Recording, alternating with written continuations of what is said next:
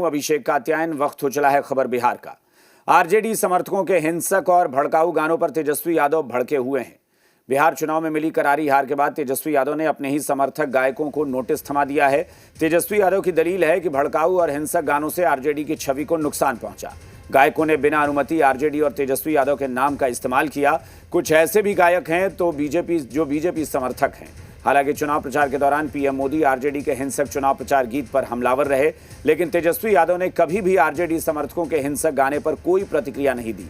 और अब तेजस्वी यादव हार का ठीकरा कलाकारों पर मढ़ रहे हैं। गायकों को नोटिस थमा दिया है। हिंसक और भड़काऊ गानों ने तेजस्वी को हराया। कट्टा नैरेटिव से हुई तेजस्वी यादव की करारी हार। लोक गायकों पर धत की लालटेन, 12 सिंगर को नोटिस। बिहार चुनाव प्रचार के दौरान आरजेडी समर्थकों ने एक के बाद एक कई हिंसक और भड़काऊ गाने रिलीज किए, जिसमें खुलेआम कट्टा, छर्रा, दुनाली, अपहरण की बात थी। आरजेडी समर्थकों के इन गानों में खुलकर तेजस्वी यादव का नाम लिया जाता था। आरजेडी की वकालत की जाती थी।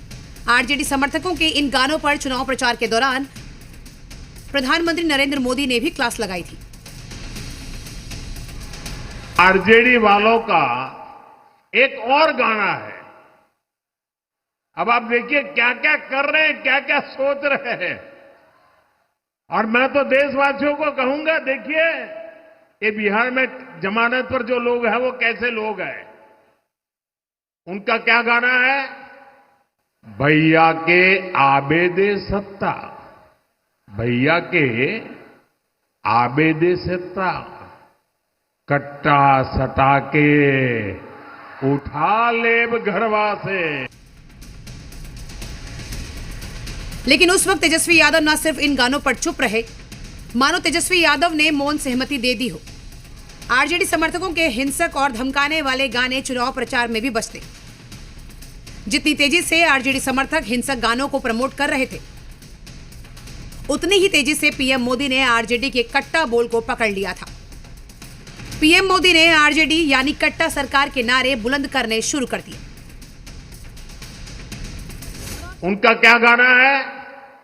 भैया के आबेदे सत्ता, भैया के आबेदे सत्ता, कट्टा सटा के उठा लेब घरवा से। आरजेडी समर्थकों के हिंसक गाने का हश्र यह हुआ कि तेजस्वी यादव के चेहरे को बिहार ने सिरे से खारिज कर दिया। आरजेडी की हवा निकल गई। कांग्रेस 5 सीटों पर सिमट गई। लेफ्ट को बिहार से करीब करीब उखाड़ फेंक दिया गया। डिप्टी सीएम प्रत्याशी मुकेश सहनी खाता खोल नहीं पाए।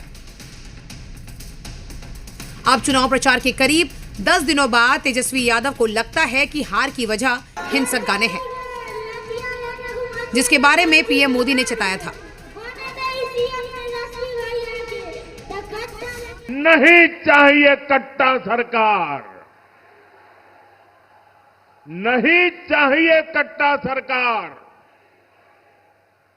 नहीं चाहिए कट्टा सरकार। मासूम बच्चों से कहलवाया जा रहा है।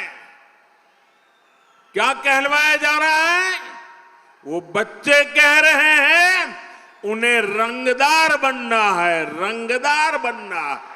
रंगदार बनना चाहिए या डॉक्टर बनना चाहिए? क्या हम हमारे बच्चों को रंगदार बनने देंगे? लिहाजा तेजस्वी यादव ने अब आरजेडी समर्थक गायकों पर लीगल एक्शन लिया है। हिंसक भड़काऊ गाना गाने वालों को नोटिस भेजा है। 12 लोक गायकों को नोटिस थमाया गया है। आरोप है कि गानों में बिना अनुमति आरजेडी और तेजस्वी का नाम यूज किया गया। आरजेडी की दलील है कि बीजेपी के लोगों ने आरजेडी को बदनाम करने के लिए हिंसक गानों का इस्तेमाल किया। शक्ति यादव का दावा है कि सिक्सर के 6 गोली वाला गाना पवन सिंह ने गाया है। तो जेडीयू कह रही है कि जब प्रचार के दौरान हिंसक गाने बजते थे, उस वक्त वो चुप क्यों रहे। तो आपको उन गायकों के चरित्र का भी एक बार अवलोकन करना चाहिए, क्योंकि देश के प्रधानमंत्री हैं।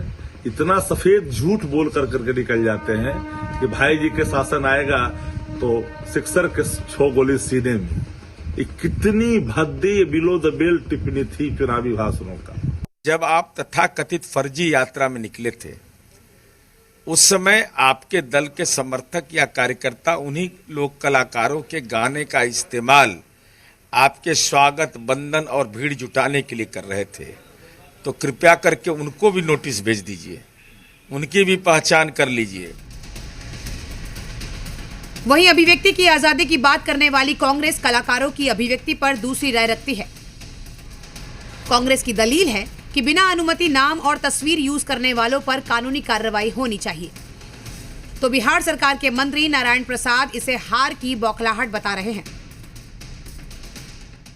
बढ़िया है, ये कदम उसी से उठाना चाहिए था। कोई कलाकार बिना अनुमति लेकर, बिना सहमति से किसी नेता का, किसी पार्टी के बारे में या उसके तस्वीर का दुरुपयोग करता है, एक कानूनन तो जुर्म है। आपको जब आया तब से उसका गतिविधि हम लोग देखते थे। बताइए, नौवा पास आदमी क्या करेगा? और उसको समझ में नहीं आया कि जब जुलूस निकलता था तो रंगदारी वाला गाना होता था। उस समय इसको दिमाग नहीं खुला कि नहीं होना चाहिए। तेजस्वी यादव के मंचों पर हिंसक और भड़काऊ गाने बजते रहे, जिस पर प्रधानमंत्री नरेंद्र मोदी ने न सिर्फ नोटिस लिया बल्कि हमला भी किया था। तेजस्वी यादव को करारी हार के बाद लगता है कि भड़काऊ गाने ने आरजेडी को हराया, लिहाजा तेजस्वी ने हिंसक और भड़काऊ गाना गाने वाले सिंगर को नोटिस भेजा है। मानहानि का केस करने की भी तैयारी है। पटना से रुपेंद्र के साथ ब्यूरो रिपोर्ट, जी मीडिया।